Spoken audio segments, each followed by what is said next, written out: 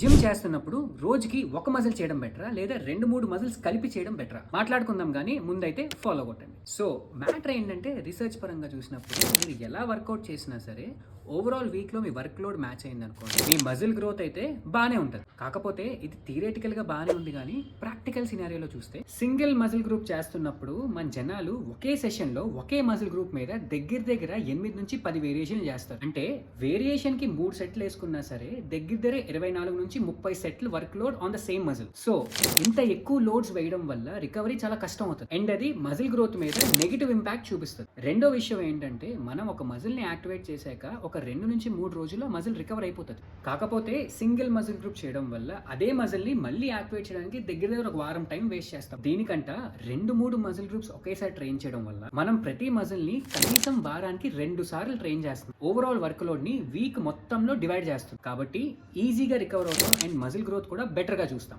So multiple muscles ని train చేసేటప్పుడు push pull leg split కానీ upper and lower body split లో కానీ చేసుకోవచ్చు. ఇలా చేయడం వల్ల ఏ మజిల్ గ్రూప్ ని వదలకుండా ట్రైన్ చేస్తాం. అది మ్యాటర్.